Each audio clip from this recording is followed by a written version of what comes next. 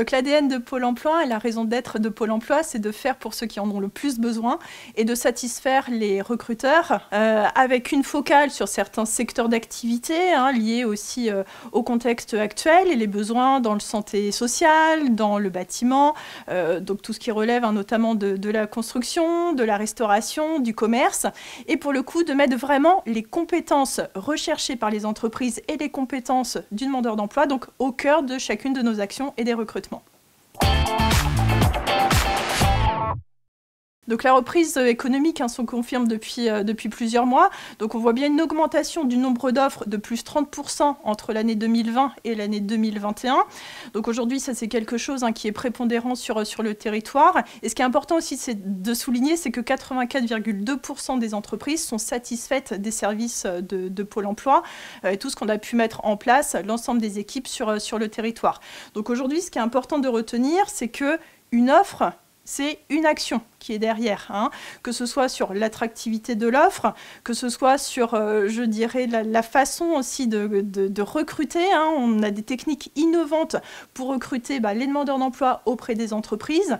Le but étant vraiment d'accompagner l'entreprise, d'accompagner le demandeur d'emploi, mais également de sécuriser les recrutements au sein des entreprises du territoire. Toutes les semaines, on met des actions en place au niveau des agences.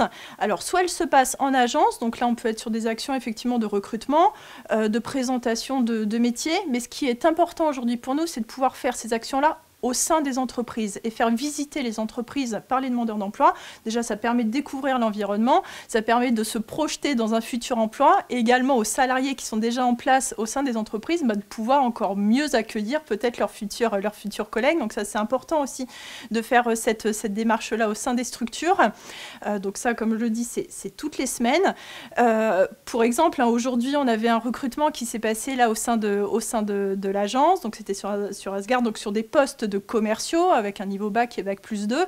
Donc il y avait eu 7 personnes qui étaient conviées et donc à l'issue de cette journée-là, 2 personnes sont directement recrutées. Donc ils avaient été préalablement préparés. Il y a eu des entretiens aussi avec les entreprises pour bien connaître le besoin, les compétences recherchées, les savoir-être et les savoir-faire. Bien en amont aussi des recrutements pour pouvoir anticiper, être réactif dès lors que le besoin pourra aller se présenter. Et donc voilà, c'est vrai que ça aujourd'hui c'est une satisfaction.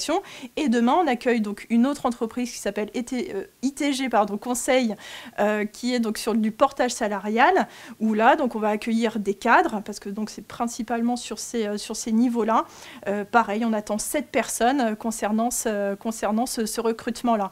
Et donc, voilà. Toutes les semaines, ça revient, le but étant vraiment d'être le plus réactif possible, de répondre au mieux aux besoins du territoire. Et ça aussi, ce qui est important de souligner, c'est qu'on ne peut pas le faire tout seul. Donc il y a l'engagement de l'entreprise qui est très important, l'engagement de l'ensemble des conseillers et de l'ensemble des partenaires du territoire. C'est vrai que là, on a un maillage du territoire et partenarial qui est dynamique, qui est sain, qui est fort, qui est de confiance. Et pour le coup, donc, que ce soit sur le développement de compétences ou le recrutement, on peut tous compter les uns sur les autres. Et c'est ce qui nous permet justement d'obtenir nos résultats et répondre à l'ensemble de nos objectifs.